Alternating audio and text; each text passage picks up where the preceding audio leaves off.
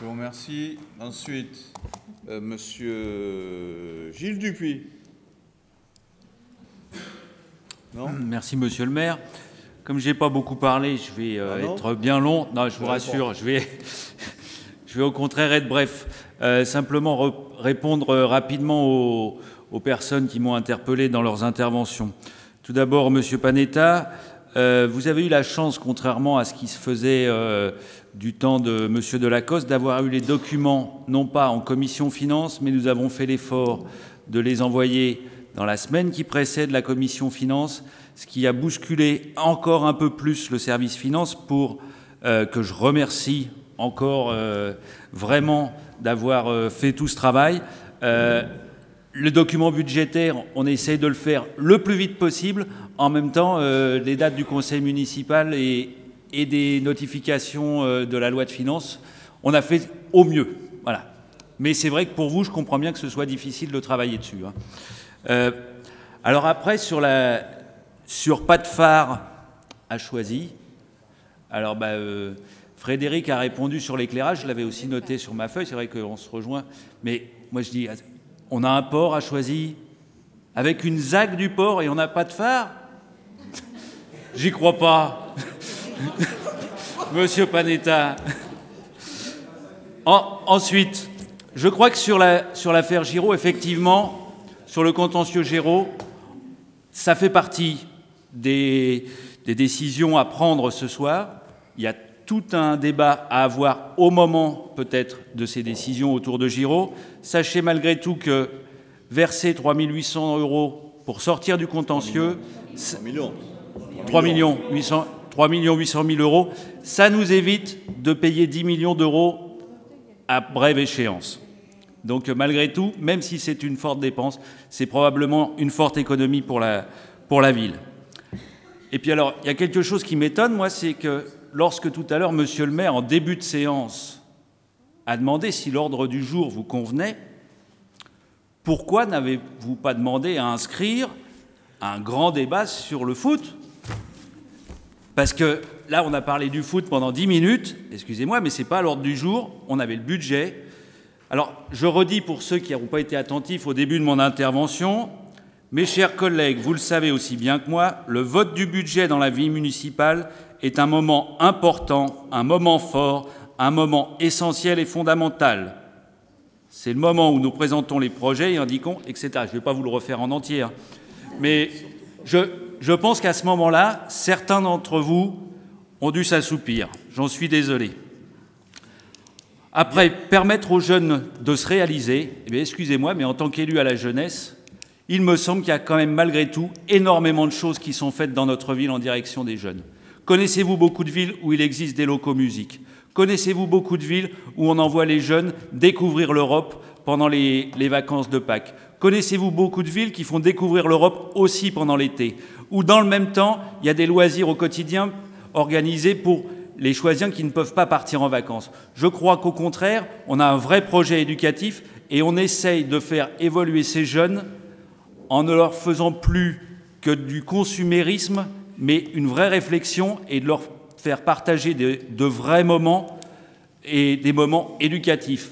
C'est terminé les visites à paintball et autres karting. Maintenant, il reste souvent à la maison de la jeunesse avec un jeu de Monopoly. Et ce qui se passe autour du jeu de Monopoly est un vrai moment éducatif et essentiel.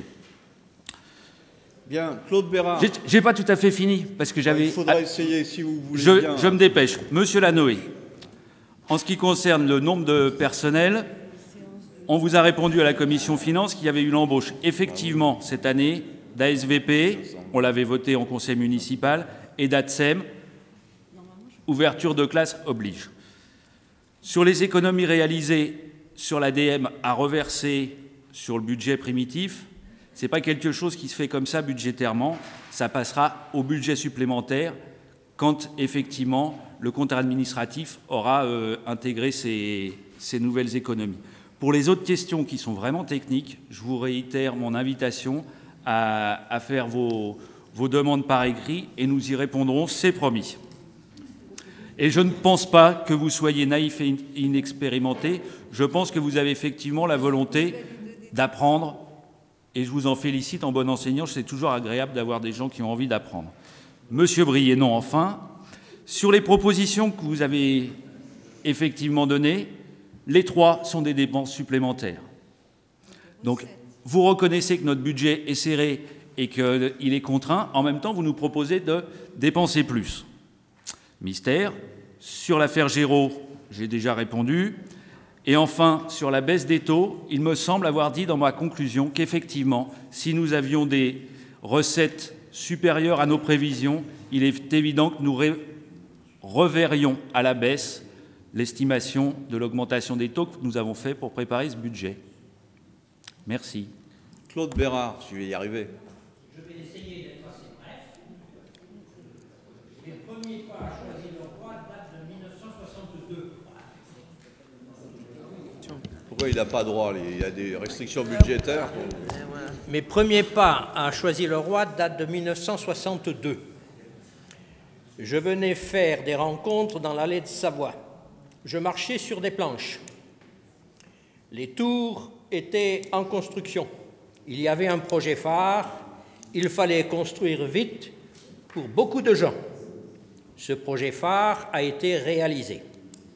La vie m'a ramené ici à Choisy-le-Roi il y a maintenant 18 ans et je me réjouis d'être dans une municipalité où il y a un nouveau projet phare. Et je le vois tous les jours quand je me promène dans Choisy-le-Roi qui se réalise et qui se réalise vite. Je trouve que malgré qu'il n'y ait qu'un seul pont, malgré qu'il y ait tous les travaux, les choses vont vite. Et je rends hommage à ceux qui sont responsables du bon timing de ces travaux.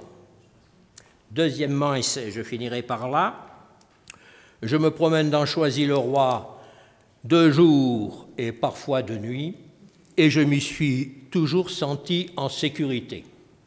Certes, bien sûr, parfois il y a quelques gênes, il y a du bruit, mais ma foi, on s'y fait. C'est tout. Merci Claude. Laurent Mély, et après Bernard Attea.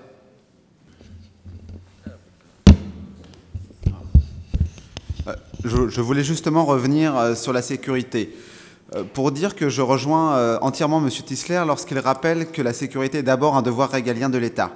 Pour autant, je ne crois pas que Nadine Luc estime n'avoir aucun travail à effectuer en la matière au titre de ses fonctions de maire adjoint chargé de la politique de la ville. Et je le dis, notre budget prend en compte la légitime aspiration de nos concitoyens à plus de sécurité, non pas en augmentant exagérément les charges de personnel par l'embauche massive de policiers municipaux. Ce budget, à mes yeux, prend en compte la sécurité au niveau de responsabilité qui est le nôtre, créer un cadre de vie sûr et harmonieux qui est source de sentiments de sécurité. Pour prendre un exemple, certains pourraient effectivement se sentir peu en sécurité ou du moins gênés par les zones d'ombre qui peut exister, par exemple, si on se rend à pied ce soir de la gare au carrefour Rouget de Lille et à l'arrêt de bus. Aujourd'hui, demain, nous allons détruire la galerie Rouget de Lille. Demain, nous allons créer une place éclairée la nuit. Nous allons reprendre la galerie, l'élargir, y mettre des lampadaires, puisqu'on a beaucoup parlé de lumière. Enfin, tout cela pour dire que nous allons créer, dans ce lieu-là, un lieu convivial, sûr et qui dégagera un sentiment de sécurité. C'est en cela que nous prenons en compte la sécurité dans notre ville au niveau de responsabilité qui est le nôtre. Et c'est un point, c'est cela que je voulais dire, qui est pris en compte dans notre budget. Merci.